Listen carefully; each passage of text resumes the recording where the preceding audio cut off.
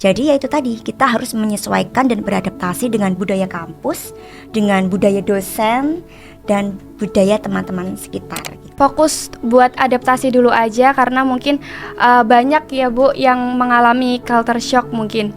Kayak, wah ternyata kuliah kayak gini toh. Betul. Karena teman-teman itu masih muda, jadi kalaupun dalam hal percobaan itu mengalami kegagalan, gak masalah. Karena masih muda itu dimaklumin aja. Aku ini mungkin belum berhasil. Apa yang bikin aku belum berhasil?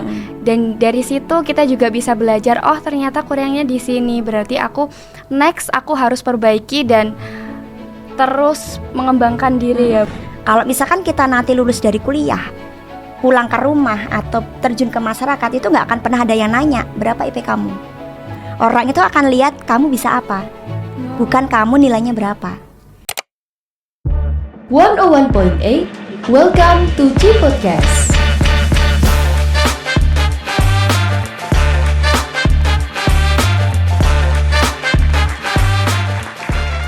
Halo Sobat Jenius, balik lagi di G Podcast kali ini. Bareng aku Intan yang bakal membahas tentang hal-hal yang pastinya udah nggak jauh lagi dari para mahasiswa dan dunia kampus nih. Kali ini kita bakalan membahas tentang tipe-tipe mahasiswa dan juga pesan-pesan buat kamu para mahasiswa. Dan pastinya kali ini aku nggak bakal sendirian Sobat Jenius, karena aku ditemenin dengan narasumber yang hebat pastinya. Beliau ini adalah dosen dari UIN 1 Tulungagung Fakultas Ekonomi dan Bisnis Islam, dan beliau juga merupakan seorang konten kreator yang biasanya membangun konten-konten di TikTok ya Bu, di tentang pengembangan diri dan tips buat mahasiswa. Halo Ibu Ayu, selamat sore, bagaimana ini kabarnya? Alhamdulillah sehat. Oke. Nah Ibu ini kan sudah menjumpai berbagai mahasiswa dengan latar belakang yang berbeda ya Ibu. Aku mau tanya dong, jadi gimana sih pesan dan kesan pertama Ibu terhadap mahasiswa baru kali ini, tahun ini? Oke, mahasiswa baru ya. Iya. Sebenarnya belum pernah ngajar mahasiswa baru, cuman kan dalam kesehariannya ya pernah berjumpa atau berpapasan dengan mahasiswa baru. Kalau tahun ini mahasiswa baru itu dari segi apa ya, ada sisi negatif, ada sisi yang positif ya. Yang negatif tuh biasanya adalah masalah attitude. Ya masalah attitude. Jadi kalau menurut saya agak kurang gitu ya, karena mungkin kebiasaan parentingnya orang tua itu kan berbeda-beda gitu. Jadi secara general attitude mahasiswa baru sekarang itu agak kurang dibandingkan dengan senior-seniornya yang terdahulu gitu. Itu yang pertama. Kemudian yang kedua terkait masalah intelektual. Jadi saya melihat bahwa mahasiswa baru itu literasinya kurang. Jadi minat bacanya itu sedikit berbeda dengan mahasiswa-mahasiswa yang lama gitu. Maksudnya senior-seniornya dulu waktu mereka masih maba gitu ya. Mereka masih adalah minat untuk belajar, tapi untuk mahasiswa baru sekarang tuh saya lihat mungkin nggak semuanya, cuman hampir sebagian besar itu mereka minat belajarnya, terutama minat baca itu sedikit kurang gitu. Itu adalah sisi negatif, tapi nggak semuanya negatif dong, pasti ada sisi-sisi positifnya, terutama masalah semangat ya. Jadi kalau semangat kuliah maksudku, kalau semangat belajarnya di kelas agak menurun, cuman semangat untuk pergi ke kampus itu karena masih maba, ibaratnya itu kalau misalkan HP casnya masih full ya. Ya kan. Jadi mereka masih semangatnya untuk pergi ke kampus gitu. Walaupun di kelas keaktifannya masih kurang, karena ini transisi kan antara masa masih SMA dengan masa kuliah. Karena kan biasanya sistem pembelajaran di SMA sama di kuliah itu kan beda ya. Kalau di kuliah itu kan biasanya mereka pasif kan, karena dari sumbernya itu dari guru gitu ya, mereka hanya mendengarkan. Kalaupun ada diskusi ya nggak terlalu banyak gitu. Tapi kalau di kampus mereka disuruh presentasikan. Nah mungkin agak shock kali ya, sehingga mungkin karena ditambah dengan minat belajarnya yang kurang, jadi mereka ya keaktifannya di kelas agak kurang gitu. Karena mungkin juga pengalamannya masih kurang juga. Tapi semangat belajarnya juga semangat ke kampusnya juga tinggi gitu karena memang masih full kan. Terus dari segi masalah teknologi, karena Gen Z ya, Iya, kalau betul maba sekali. itu kan Iya, Gen Z. mereka itu lebih adaptif terhadap perkembangan zaman dibandingkan dengan mahasiswa-mahasiswa yang lama gitu. Terutama saya ya, kan saya era jadul kan. Jadi kalau dari segi teknologi, perkembangan zaman, terus kemudian update berita itu lebih update mahasiswa gitu dibandingkan dengan saya. Kadang malah ada informasi baru dari mahasiswa. Jadi yaitu ada sisi negatif, ada sisi positifnya tentunya. Oh, oke. Apalagi Gen Z ini sekarang ini pasti tidak lepas banget dari teknologi dan AI mungkin ya, Bu. Betul. Dan karena perkembangan teknologi juga mungkin apa-apa kan jadi serba cepat ya, Bu.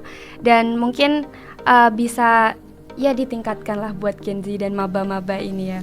Dan buat tanggapan Ibu mengenai kondisi sikap mahasiswa yang seperti ini, itu menurut Ibu harusnya kayak gimana sih, Bu, para mahasiswa? Iya, untuk mahasiswa baru terutama Iya, ya. mahasiswa baru. Mungkin mereka masih terbawa suasana waktu masih SMA. Jadi mereka harus sadar bahwa sudah bukan SMA lagi, tapi sudah menjadi mahasiswa. Kan bukan siswa ya, mahasiswa gitu. Jadi mereka harus open mind gitu. Tidak hanya menunggu ilmu dari guru, tapi mereka harus dengan mandiri belajar gitu ya, lewat bisa media sosial ya, nggak cuman buat kalau misalkan TikTok kan, saya aktifnya di TikTok itu kan nggak cuman buat have fun kan, misalkan buat joget-joget gitu ya, buat lip sync ya, velocity gitu. Tapi TikTok itu juga buat media belajar juga bisa gitu. Jadi secara mandiri sebaiknya mahasiswa itu secara mandiri aktif untuk menggali informasi gitu ya. Terus lepaskan masa lalu gitu ya. Jadi kan kalau awalnya waktu masih SMA itu ibaratnya kayak pasif kan. Iya, harus didorong terus juga ya, Bu. Betul. Sekarang harus mampu untuk memberikan motivasi buat dirinya sendiri. Namanya juga sudah dewasa kan. Betul. Jadi tidak harus menunggu tapi inisiatif gitu. Oke, mungkin juga karena saya juga dulu pas maba itu juga merasakan ya, Bu, kayak waduh, ini udah mahasiswa kayak perbedaannya tuh sangat berbanding terbalik gitu betul. ya, Bu.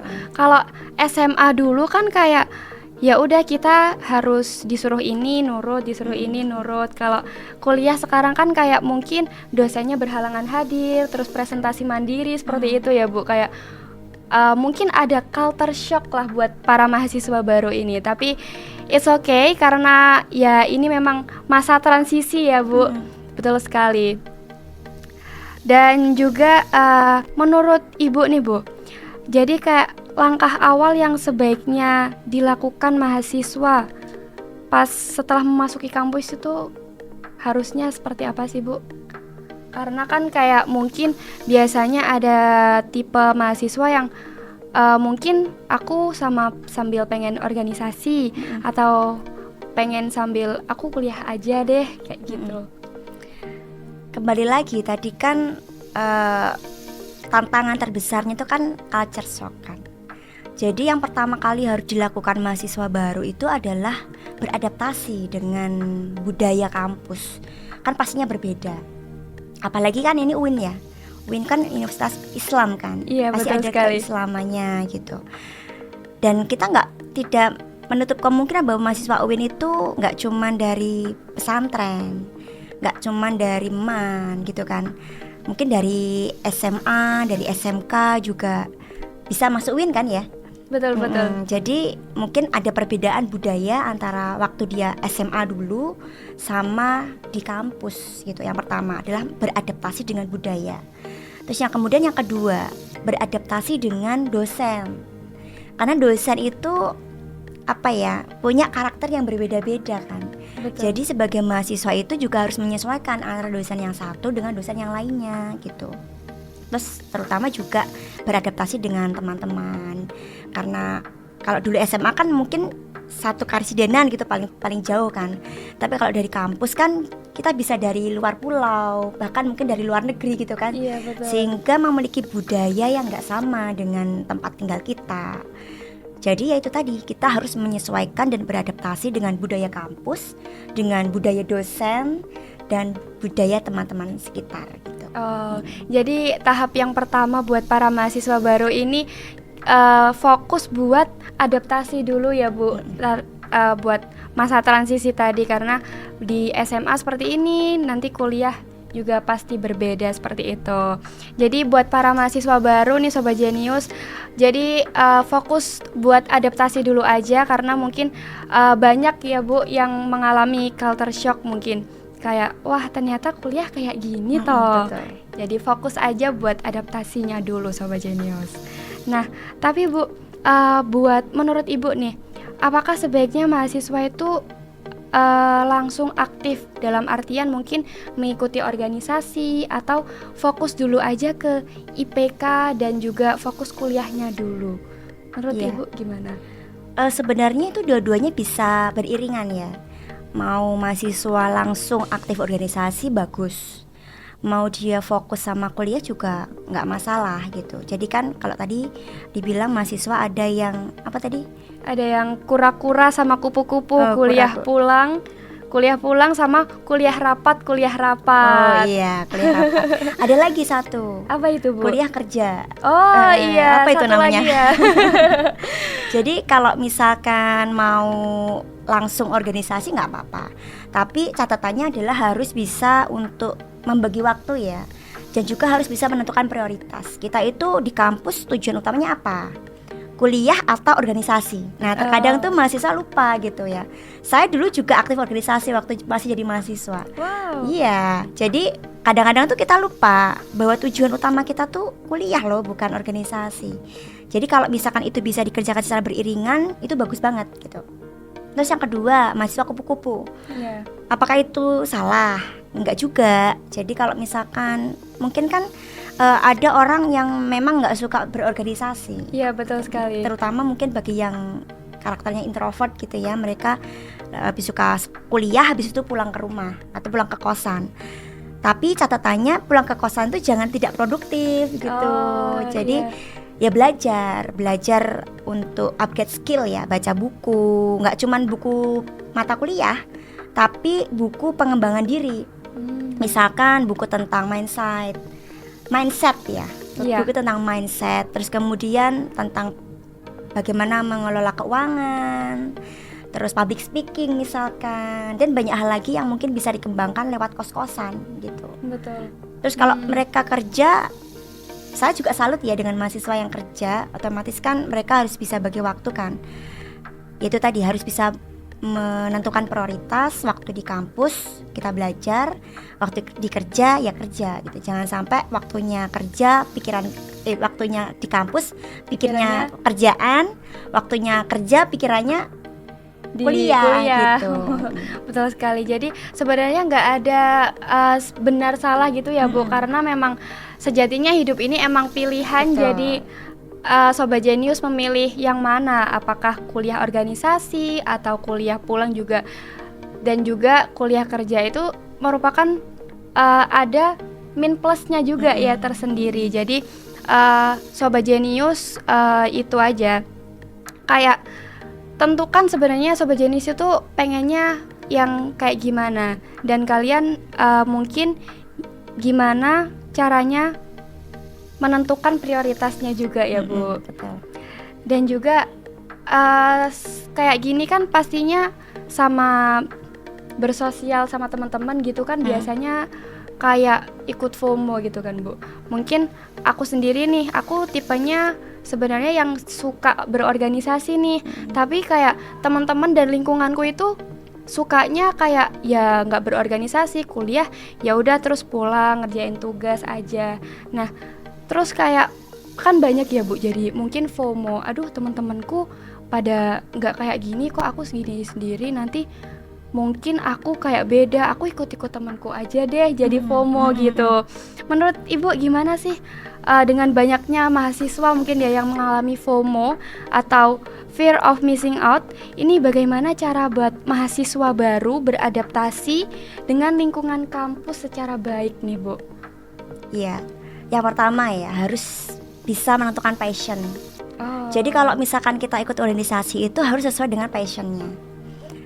Jangan cuman temanku atau bestiku gitu kan ibaratnya itu ikut organisasi ini, aku juga ikut-ikutan, padahal itu tidak sesuai dengan passionnya. Terus yang kedua, ikut organisasi itu tujuannya apa harus jelas ya. Jangan cuman ya udahlah daripada gabut gitu ya. Jadi harus jelas kita mau ngapain di organisasi. Mau belajar banyak hal ya, misalkan soft skill. Di organisasi itu kan kita belajar public speaking misalkan, atau belajar kerja sama gitu ya, dan banyak hal lagi yang lainnya. Jadi kita harus paham tujuannya ikut organisasi itu apa. Pertama ya passion. Kedua adalah sekali lagi prioritas gitu. Jadi kalau kita bisa menentukan prioritas, misalkan sebenarnya kan kita sebaiknya sebagai mahasiswa itu sudah punya arah tujuan kita mau kemana gitu ya. Nah itu maksudnya masa depan kita itu mau dibawa kemana kan gitu. Jadi kalau misalkan kita sudah punya tujuan, kita harus menentukan prioritas. Kalau memang organisasi itu tidak bagian dari prioritas kita, maka ya nggak usah ikut-ikutan. Jangan sampai kita itu membuang-buang waktu dan tenaga hanya karena kita nggak mau dianggap ketinggalan zaman atau dianggap tidak tidak bersosialisasi dan sebagainya. Jadi itu harus punya prinsip lah.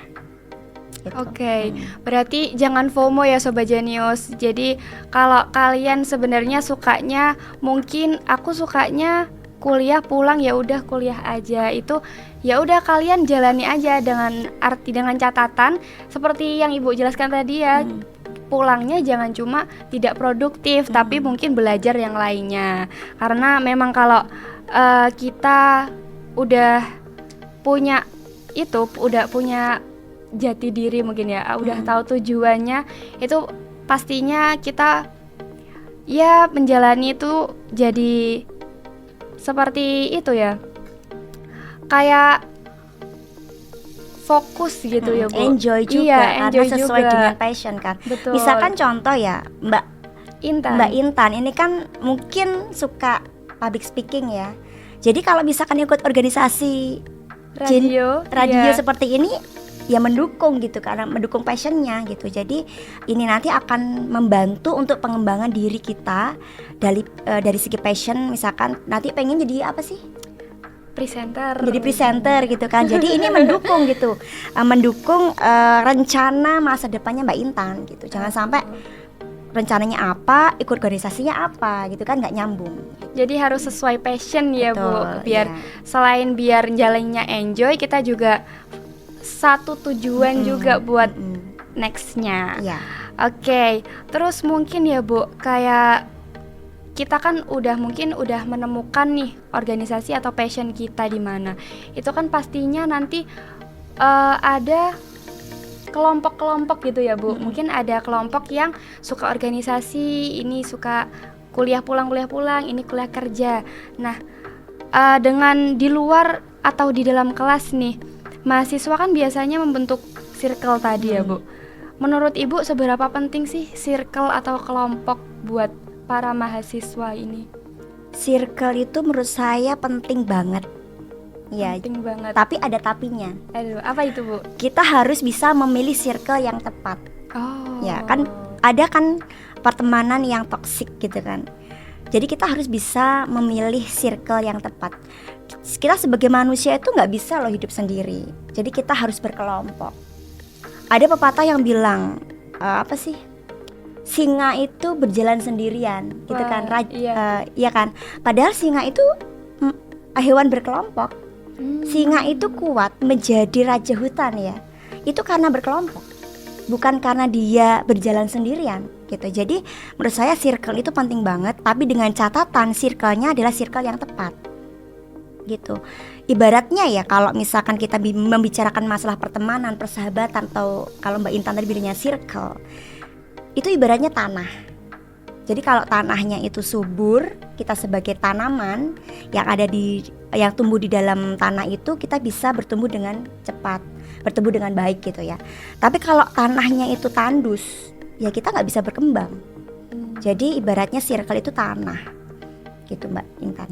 Oh, jadi emang penting banget ya, circle sepenting itu ya Bu. Iya. Dalam artian kita harus pinter-pinter memilih circle yang bagus. Jangan sampai kita ada dalam circle yang toksik. Terus kayak mungkin kita sebenarnya pengen berkembang ya Bu, pastinya kita pengen berkembang, tapi mungkin circle kita tidak mendukung atau malah tidak satu tujuan lah kasarannya kayak gitu ya. Dan ini Bu, sama pada awal masa perkuliahan nih, mahasiswa baru kan pastinya mungkin bingung ya kayak aduh ini aku masih maba nih, sebenarnya aku fokusnya IPK dulu apa pengembangan soft skill sih, kayak gitu.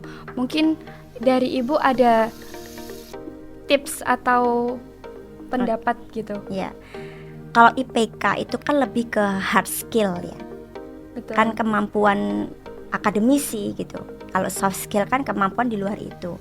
Sebenarnya kalau kita mengutamakan soft skill, itu IPK akan nurut, akan ngikut gitu. Oh. Iya.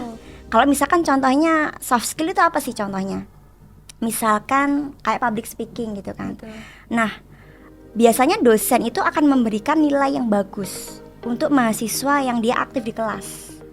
Di sini juga gitu nggak sih? Iya, Kalau saya biasanya. biasanya gitu ya. Jadi kalau misalkan mahasiswa itu aktif di kelas, walaupun mungkin awal-awal itu pengetahuannya minim gitu ya, tapi kita memberikan apresiasi bahwa mahasiswa itu mau berusaha untuk berdiskusi, untuk aktif dalam presentasi, dan itu menjadi nilai lebih. Dan kalau soft skillnya bertambah, saya kok yakin hard skillnya juga akan ikutan gitu. Dan kalau IPK itu nanti kebutuhannya hanya sesaat kalau menurut saya ya. Tapi kalau nanti di dunia kerja, apalagi di dunia masyarakat, kita bersosialisasi dalam masyarakat, itu lebih membutuhkan yang namanya soft skill ketimbang hard skill. Jadi kalau menurut saya sebenarnya harus beriringan. Cuman kalau misalkan kita fokusnya ke soft skill, IPK itu akan ngikut. Oh, Iya. oke. Buat ini juga ya, buat para maba-maba yang masih bingung ini harus, aku mau ngejar IPK aja deh atau ngejar soft skill, mending soft skillnya dulu aja ya Bu berarti. Dan satu lagi Mbak Intan ya, biasanya kan mahasiswa itu ngejar nilai. Iya. Ya, saya seringkali mengingatkan mahasiswa bahwa Anda kuliah itu bukan cari nilai, tapi Anda kuliah itu cari pengetahuan kan.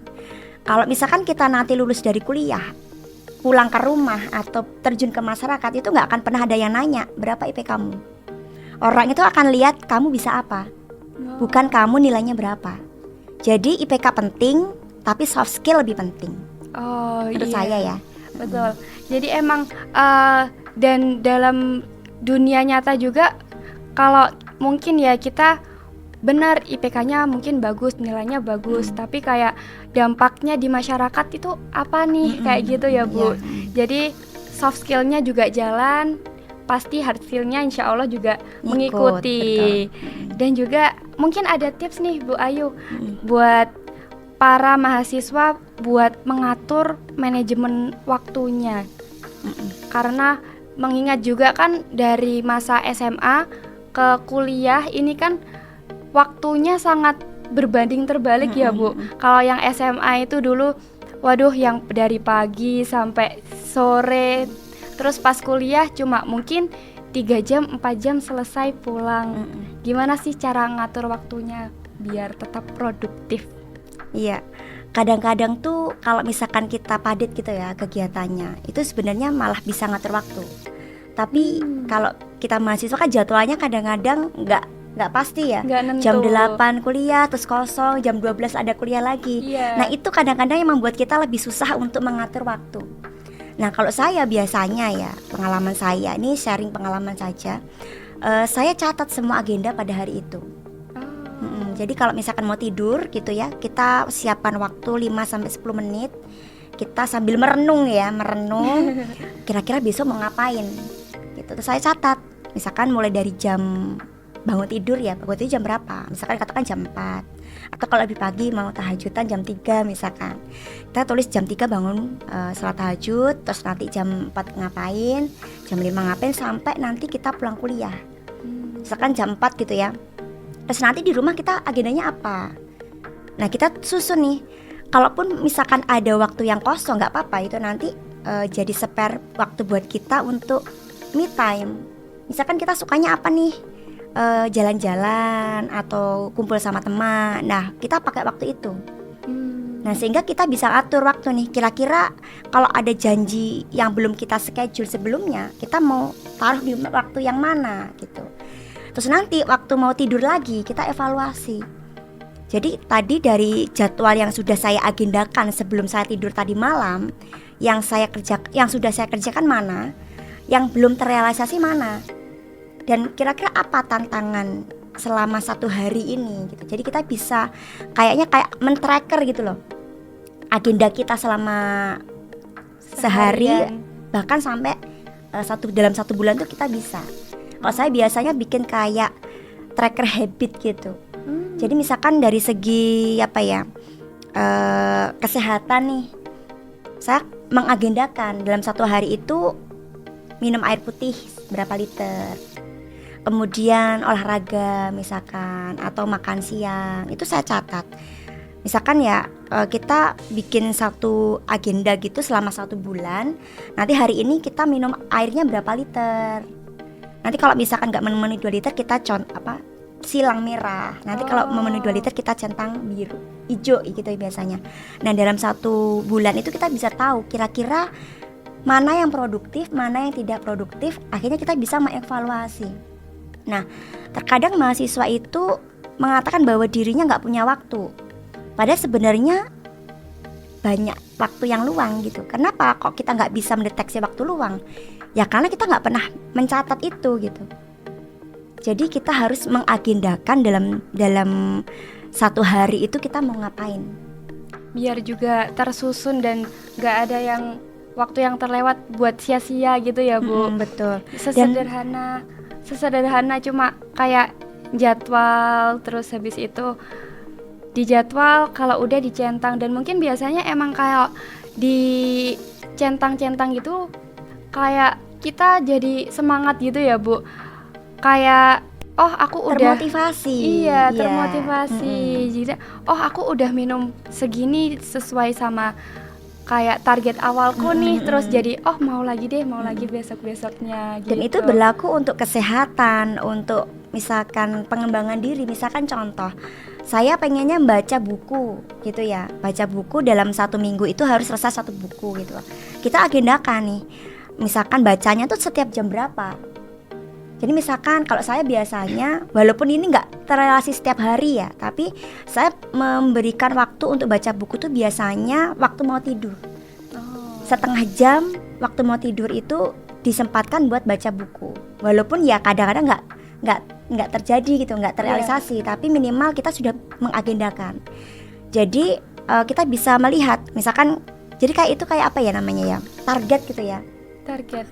Ini misalkan dalam 1 minggu saya harus membaca buku ini gitu kan.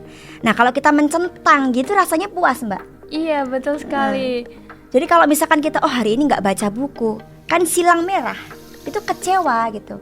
Sehingga kita punya motivasi, besok saya harus istilahnya kayak nyaur utang gitu ya. Betul. Kemarin nggak baca, berarti aku harus nyaur utang nih 2 kali bacanya gitu. 2 kali. Jadi itu kayak motivasi sendiri agar kita itu bisa mengerjakan sesuatu yang lebih positif gitu. Dan juga kita untuk biasanya kadang kan meskipun buat diri sendiri itu penting banget buat mengevaluasi ya Bu. Betul. Dari situ mungkin kita juga mempermudah kayak catatan evaluasi kita, mungkin dalam sehari, dalam sebulan, seperti itu ya. Buat kita biar bisa lebih mengembangkan diri lagi, dan juga apa aja nih yang perlu diperbaiki dari hari ini, kayak gitu ya Bu. Iya betul. Dan juga ada satu pertanyaan terakhir nih Bu, pesan-pesan dan buat para mahasiswa nih, bukan hanya buat mahasiswa baru aja, mungkin yang tengah-tengah sampai mahasiswa akhir nih Bu, dari Ibu Ayu. Pesannya jangan takut buat mencoba, karena teman-teman itu masih muda. Jadi kalaupun dalam hal percobaan itu mengalami kegagalan, gak masalah. Karena masih muda itu dimaklumin aja. Dan apa ya namanya ya, kalau misalkan kita gagal itu masih punya banyak waktu untuk memperbaiki. Beda kalau misalkan seperti saya usianya sudah hampir 40, itu sebenarnya bukan masa-masanya belajar lagi, walaupun belajar itu kan seumur hidup kan. Cuman karena banyak beban, karena banyak tanggungan, banyak pekerjaan, itu waktu belajar itu jadi semakin sempit. Jadi mumpung masih muda jangan takut belajar hal baru, terutama hal-hal yang positif maksud saya ya, bukan hal-hal yang negatif. Terus coba aja dulu gitu, berani aja dulu. Walaupun mungkin hari ini kita belum punya skillnya, tapi selama kita berani untuk mencoba, lambat laun itu kita akan mendapatkan skill itu gitu. Saya punya prinsip seperti ini ya, setiap yang profesional itu pasti berawal dari amatir. Jadi kalaupun hari ini kita masih ada kesalahan, gak apa-apa, nanti toh kita juga bisa jadi profesional sendiri gitu. Jadi jangan takut mencoba, berani aja dulu. Pasti nanti karena juga dengan kita mungkin mencoba terus gagal, dari situ, dari kegagalan itu kita juga pasti bisa mengevaluasi ya Bu, kayak aku ini aku ini mungkin belum berhasil, apa yang bikin aku belum berhasil. Dan dari situ kita juga bisa belajar, oh ternyata kurangnya di sini, berarti aku harus perbaiki dan terus mengembangkan diri ya Bu.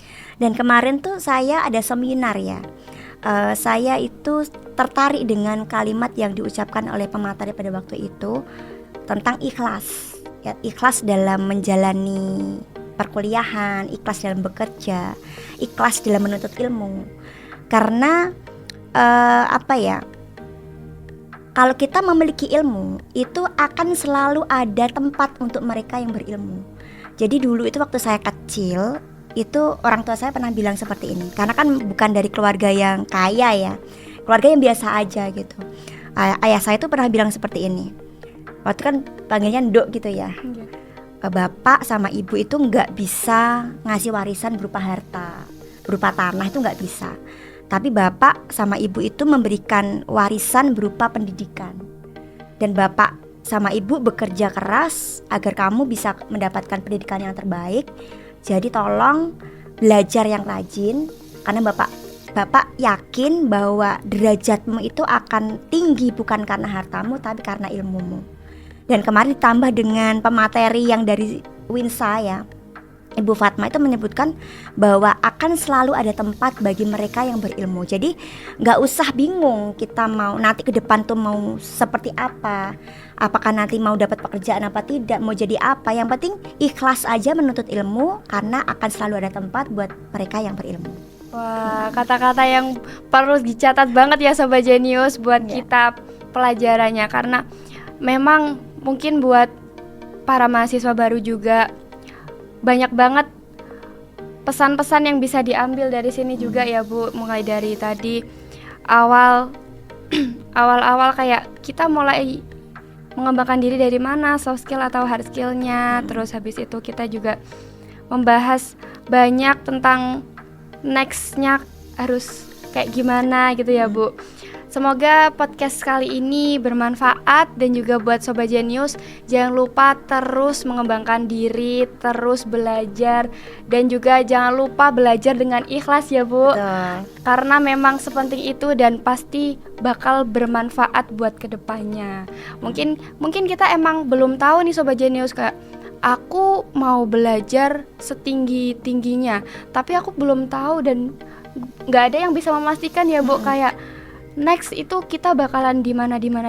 Tapi dengan kita ikhlas belajar itu pasti bakal ada tempat buat kita, dan pasti itu juga yang terbaik buat kita. Betul, gitu ya Bu. Ya. Terima kasih Bu Ayu sudah berkesempatan hadir dan menemani Sobat Jenius kali ini. Semoga podcast kali ini bermanfaat, dan aku Intan pamit undur diri. Terima kasih dan see you, bye-bye. G-Point episode G Podcast lainnya bisa ditemukan di Noise dan Spotify Jenius FM. Terus dengerin G Podcast cuma di Spotify Jenius FM.